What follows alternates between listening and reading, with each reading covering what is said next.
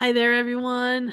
Thanks for joining us. I'm Michelle Teague from Teague of Your Own with Coffee with Two Coaches. And with me, as always, is my good friend, Betty Novak. Hi there, Betty. Hey, how are you? Doing well, Yeah, thanks. So, yeah, I Betty, like working with you. I mean, we're two executive coaches, yep, and we both have companies. One's Life Path Associates, LLC, and I'm out of Tennessee. You're out of Pittsburgh. I mean, Zoom just makes it really nice. it does. It does. It makes it so easy. Uh, Last time we got together, we talked about empathy. Yes. And we talked a lot about what it is. This time we've got a little bit of a different focus for empathy. And we've got some tips for everybody as far as incorporating more empathy and learning how to add empathy. Yeah, at the end of the last video, one of the things that we said was that learning to use empathy as a skill and knowing what actions to take to empathize. And so, yes, these are tips, and you'll hear more information about around the tip, and you'll probably hear, well, practice this or do this or so forth. So it's this may be helpful. I have to say that empathy is one of the hardest things to coach. Mhm. But as a manager, it's the hardest thing to remember when you're having to work with people when you're going, okay, I can't believe they did that, or this is happening. We have a major conflict, and you want to jump in and solve the problem as opposed to using empathy and listening to help solve the problem. So that's essentially what we've experienced, tell me. So empathy isn't a fixed trait. Yep. I mean, you think, hey, I got empathy. No, oh no. Mm-mm. You think of it as a muscle that can be developed with exercise. So really, you have to sort of think empathy. What do I have to do? What do I have to say? So developing your listening skills, paying attention to body language, and increasing emotional intelligence can heighten your ability to empathize with others, especially others who are sort of going a different way than you. We talked about emotional intelligence in another video, and emotional intelligence, empathy is a key skill, number one skill in emotional intelligence. So embracing your own vulnerability, oh no, and exploring your perspectives can also help. And it's hard for us to think, I, I'm vulnerable. I mean, this is something am I doing something or to cause this or what? And so we've been taught, you have to be perfect and so forth. So you don't want to even look at yourself as being vulnerable, but you can learn from vulnerability. So tip number one is practicing listening skills. So practicing listening skills is tip number one for building empathy. So you can't put yourself in another person's shoes, even though you wish you could, if you're unwilling to hear what they have to say. Mhm. So you need to hear them first, and then maybe you can feel like you can be in their shoes. And maybe you've even experienced the same thing before yourself. So that's why listening skills are a vital part of building empathy. And we've all had listening classes, but this is a little deeper than just listening and communication. You'll need to go beyond just pretending to listen. Uh, Aim to listen so intently that you gain an understanding of the person's situation, their views, emotions. Maybe they'll even bring up some values that they believe in, beliefs that they believe. So you need to identify and remove barriers to that listening. If you're stressed out, or you're going to have a harder time focusing on the other person, or it's been a really busy day and you know you've got more on your plate and you really don't feel you have time for that, well, consider addressing what's stressing you out. Whether, as I said, it's a looming deadline, or it's going to the dentist, or even trying to go to the dentist to fix a toothache. So multitasking is another one. It's another common barrier to active listening, and a lot of us multitask because they're doing more with less now, and it's really, I gotta do this, I gotta do that, I gotta do this, I have to do this at the same time. And I don't know about you, but I've been on workshops or webinars that the host has said, put things away. Yeah. Don't multitask while we're doing this. And that's what this is all about. Um, you really want to make sure that the person has your undivided attention, because it's important during disagreements or when broaching sensitive or complex subjects, because they can get worse because of misunderstanding or not hearing what they're saying. And there are ways that if you don't understand it, we'll talk about later, there are things you can do to make it more clear. Don't interrupt. You know, as coaches, we have to try to really stand on that, because we really want our clients to do well. And I think managers want their people to really do well.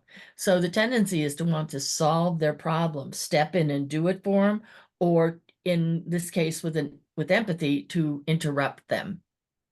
And you need to like hear what they're saying before you even are going to participate in the conversation. And you risk misunderstanding the point they're trying to make. So formulating your next sentence while the other person is talking is not completely listening. And I've seen many people do that, and I go, why? You just missed a real important part. Withholding judgment. That's a biggie. If you know you disagree with somebody, you might find yourself mentally discrediting their words as they speak. I think if you have unions and you're in bargaining, you need to really stand on this one, because you need to not judge the person. If you're management, don't judge union. If you're union, don't labor, don't judge management. You've got to hear them out. If you know you disagree with somebody, you might find yourself mentally discrediting their words as they speak, but then you miss them, and you listen with an open mind so you can hear what they're saying and respond to it. So don't immediately criticize or assign blame. Don't jump in while they're talking, and make a real effort to understand them, where they're coming from. Let the other person know you're listening. It's when a manager does this, you know that they understand empathy, but they also understand active communication. And so usually it's nonverbal cues, such as maintaining eye contact, head nod, and verbal cues such as a quick uh-huh. Let the other person know that they have your attention. Therefore, they'll be offering more information because of that. Last but not least, on tip 1, provide feedback. If you think you might have misunderstood or misinterpreted what they said, pose a few follow-up questions. So be prepared to do that. The person can then clarify their point if necessary, and therefore you can be ready to be able to work with them. Yeah. I think it's interesting that listening comes up as the number one tip Mhm. for this, because there's a lot of people out there who think they're good listeners and they're not.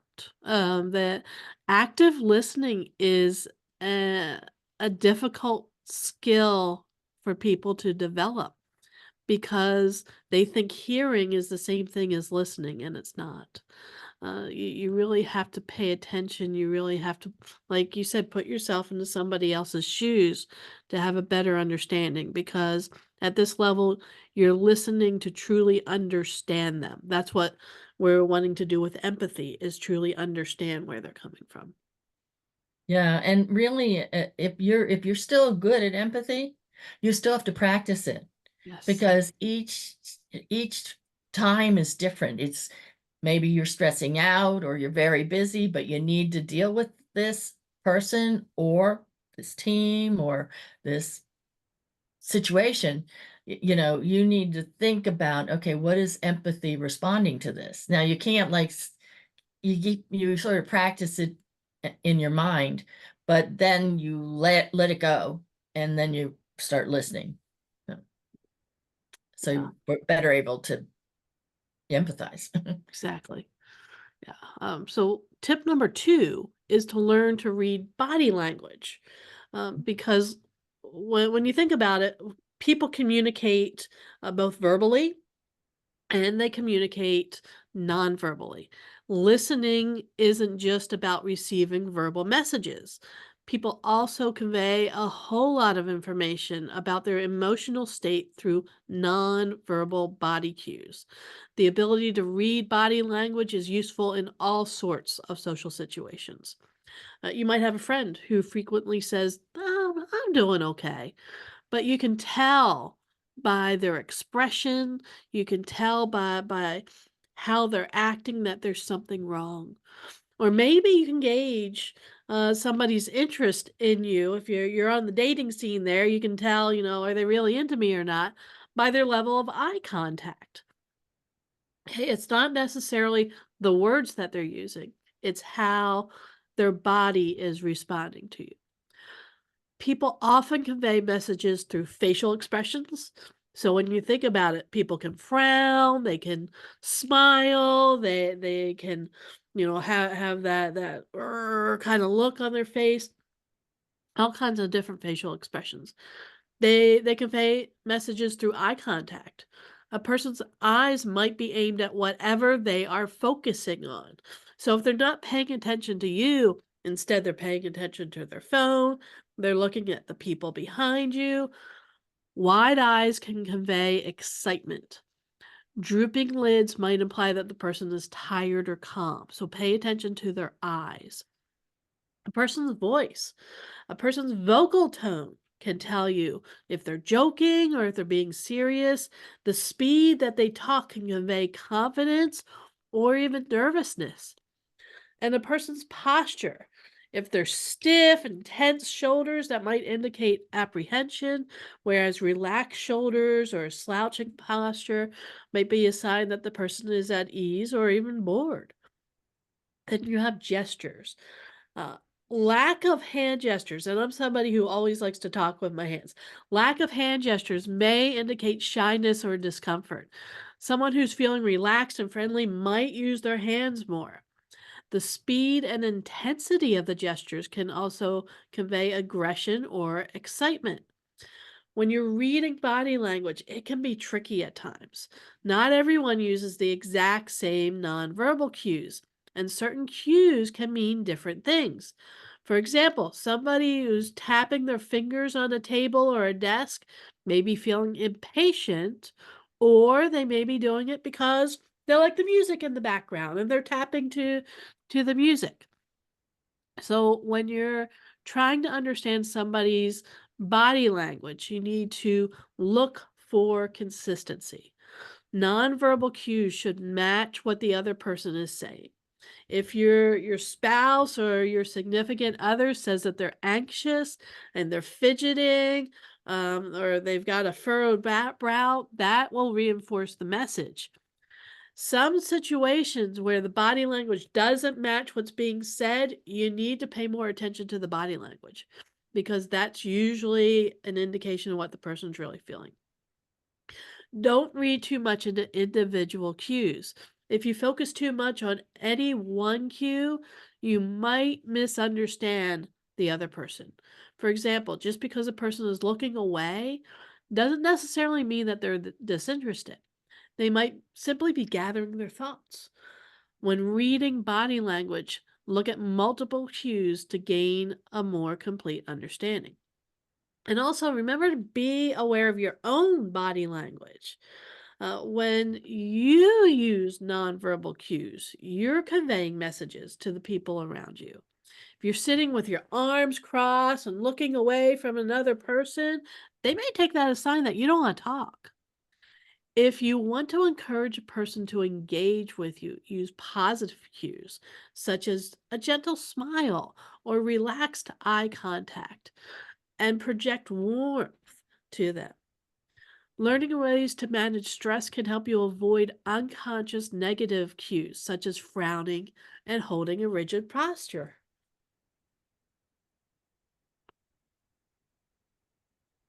That's all really good. I mean, Yeah, the the main the main one is really making sure you have are good in a couple of cues around empathy and that you're listening. Um, then you'll see that people will respond, like you said. But exactly. I find that body cues are good. Um, eye, where they're looking around or not looking you or looking down, and voice. If it's sort of shaky, you're like, okay, go slow, or give them a time to have a timeout from offer them a water or something. Yes. So. So the hard one that we were talking about, tip number 3 is embrace your vulnerability. You know, being empathetic requires you to make yourself vulnerable. And we all feel that could be a weakness if we're vulnerable. But when you hide behind an air of indifference, you make it harder for other people to trust and understand you. So, don't be aloof when you're talking to them. Be engaging and open to them. You also hold yourself back from feeling and understanding the full range of the other person's emotions. And that's what you need for empathy, to be able to see the emotions and identify them. Another thing is reframe how you think of vulnerability. Maybe you've been taught that it's a sign of weakness, like I said before. So opening to others, trusting them to listen and accept you and your flaws requires courage. And especially, I think, with family, that's really hard to do. And you have to also think about it with uh, your boss, and sometimes because you don't want it to come back on your performance if they think that you're weak or Mhm. undecisive. Speak up. Tell your loved ones how you're truly feeling. This requires you to reflect on your emotional state as well as practice being open with others. I know I'll be vulnerable and say I went through some psychological care at 34, and I had pretty much had it with my mother on my weight and everything, and my sister was petite, and so was my mother. My father and I were the same. And finally, I said something really mean.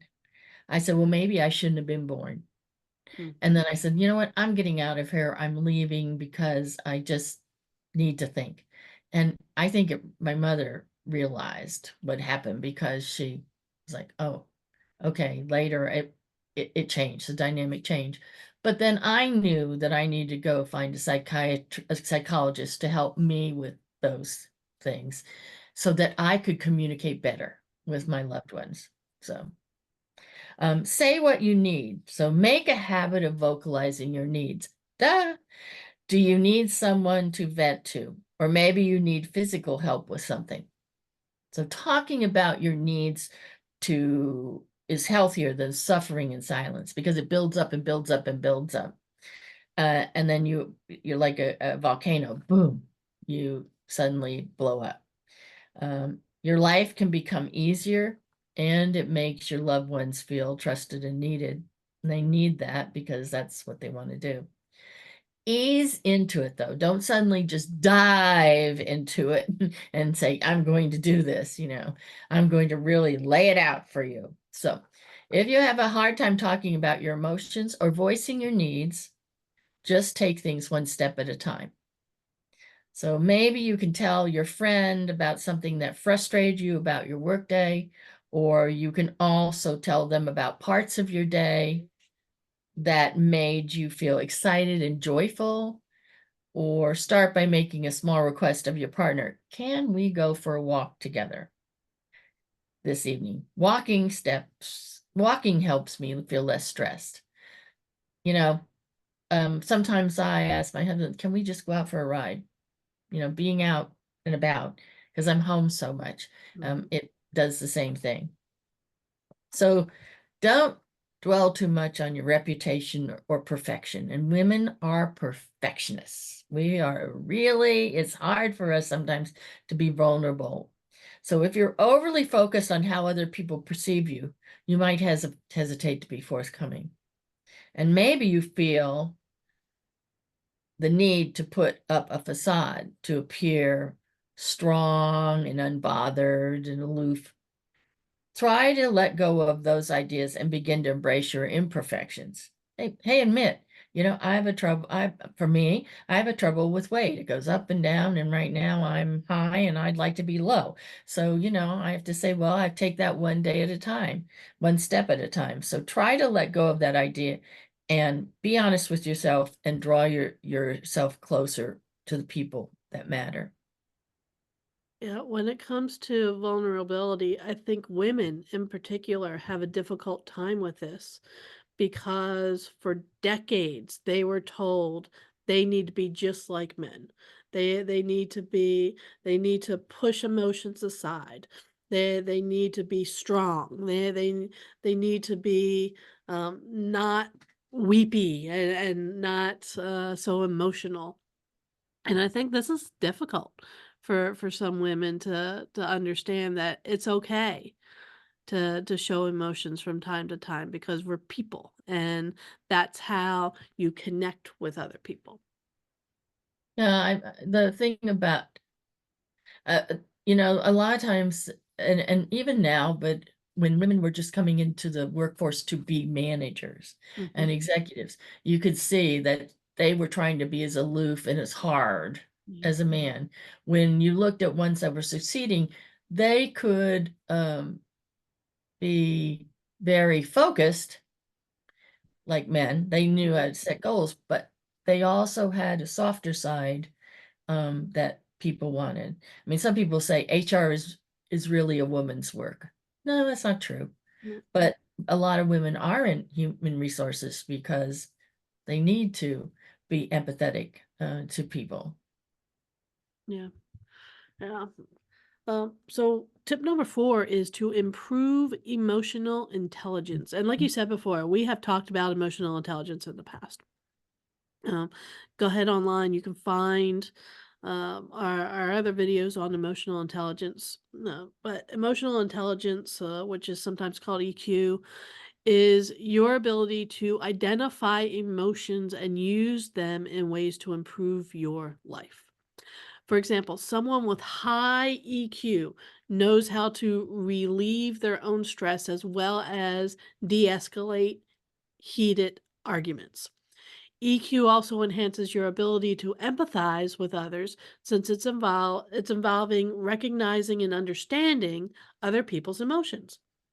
Emotional intelligence is often defined by 4 attributes: self-management, self-awareness, social awareness, and relationship management. So here are ways that you can improve each of those. When it comes to improving self-management, you can do that by learning ways to cope with stress. And in the workplace, you can find a lot of stress. Mm. Especially Stress now. can yeah. Stress can make it difficult for you to be present. It can impair your abilities to assess emotions, and it can interfere with social situations. So, learning a few stress relieving strategies is an important step for enhancing your emotional intelligence. Practice relaxation techniques such as deep breathing to help you stay calm in the moment. Other practices include exercise and meditation. Those are actions you can take each day to lower your overall stress. You can heighten your self awareness with mindfulness practices. Mindfulness involves focusing on the present moment, but with holding any judgments you might have. And we talked a little bit about judgment when it came to listening. Yep. Sometimes we need to stop judging ourselves.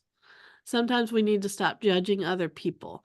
And so be mindful and be present in the moment. You can use that to connect with and accept whatever emotions you're currently feeling. Are you upset? Are you anxious?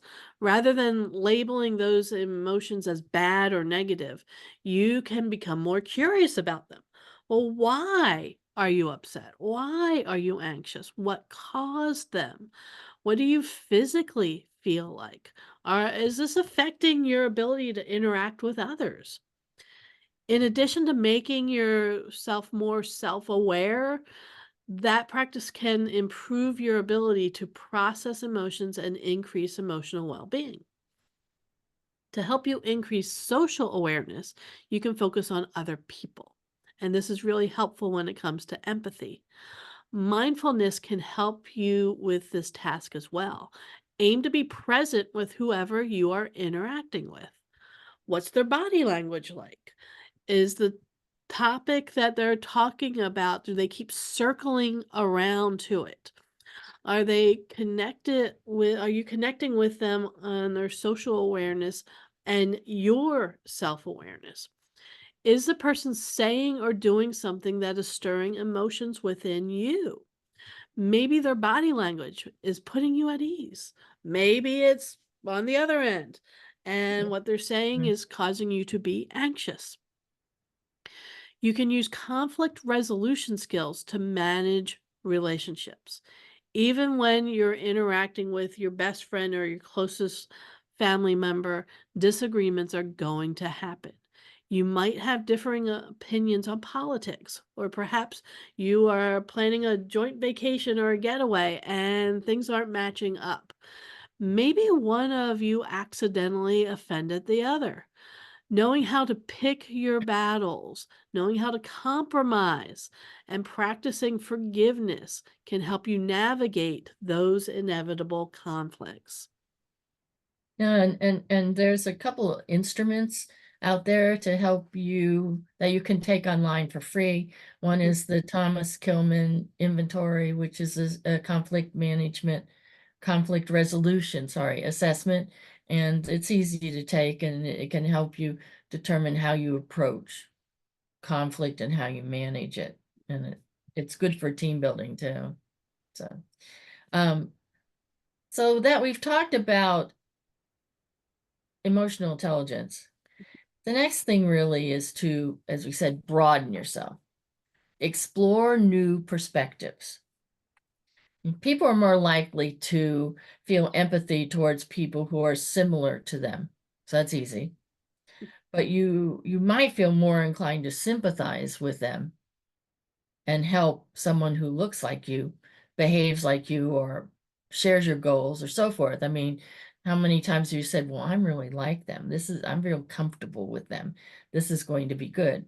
Unfortunately, it can lead to empathy biases mm. when it comes to differences in factors like race, religion, or culture.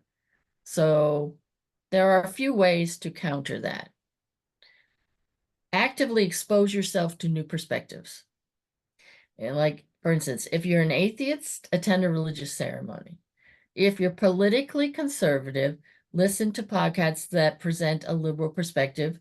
That's a good thing. You can watch one news channel versus another news channel. If you're used to city life, spend some time in rural communities. Take a picnic, go out and Mhm. smell the roses type of thing.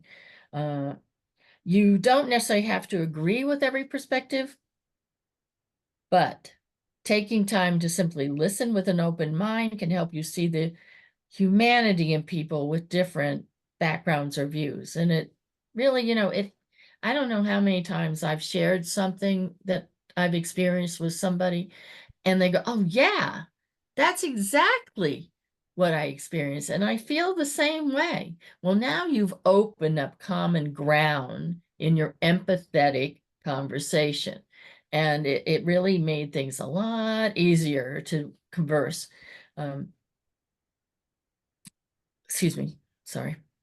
Let me think for a minute.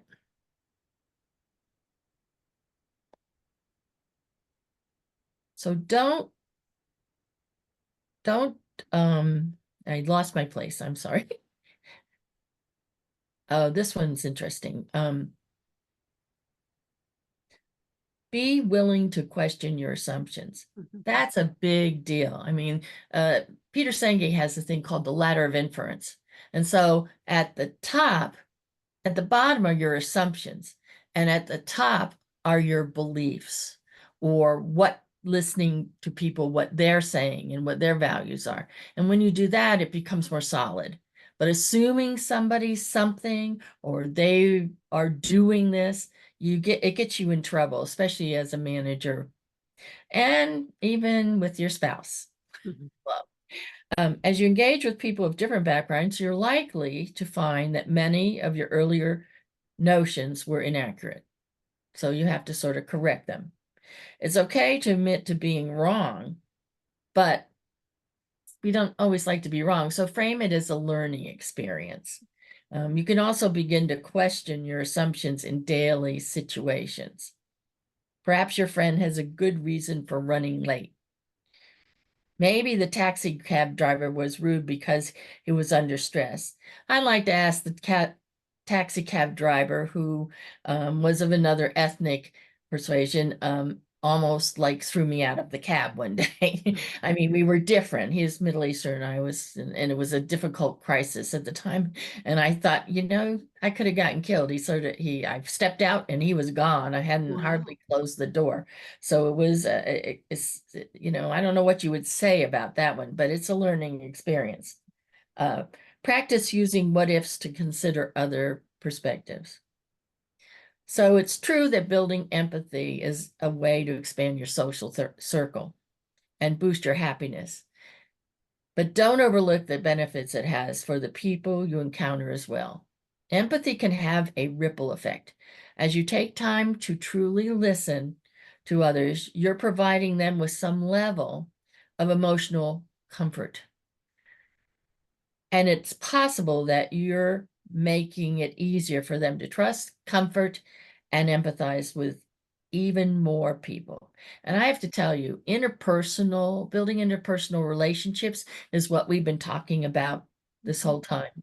Yeah. And empathy and avoiding assumptions and understanding other people's beliefs are two of the biggest thing, and active listening are actually three of the biggest things that you could learn how to do and be able to make it one of your strengths.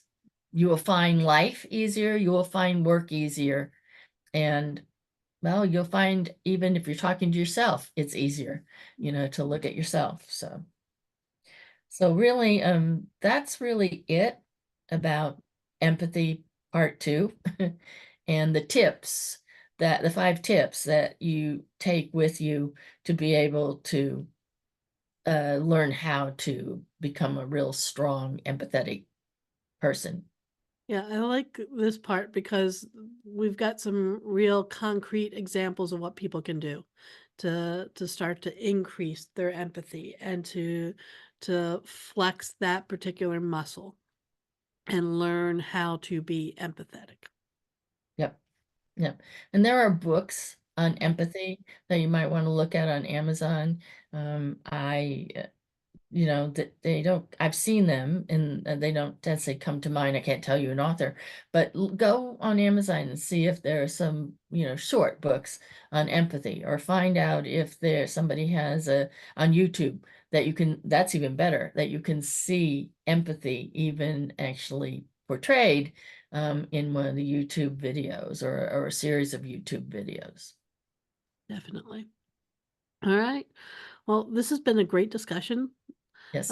And I know just from this discussion, I'm thinking we need to talk about active listening. We need to talk about conflict resolution. So there are a lot of other topics that are going to come out of this one that I'm sure we will get to in the future. Yep. And empathy, I talked about that cab driver. I mean, I had to think about myself, what did I do to make Mhm, him angry? So, I'll put it on me, type of mhm, thing. I just didn't want to avoid an accident. But otherwise, I like meeting people from different groups, different countries, mhm, and so forth, and you do too. So it's important that you learn how to speak to them and understand the differences and how they look at other people in life, so that you can speak in such a way that they understand you and they're comfortable and trust, and you do the same, mhm. especially Definitely. today. We need it. Yep. Yes, we do. All right. Well, that's it for empathy. Uh, let us know your thoughts. Let us know what you're gonna do to increase your empathy. Feel free to let us know either on the Facebook page or on the LinkedIn page, and let us know what else you'd like to hear about too, because we're more than open to any suggestions, and we want to hear from you. Yes, I ditto that. So yes. Thanks everyone for joining us, and we will see you later. Yes, have a good day.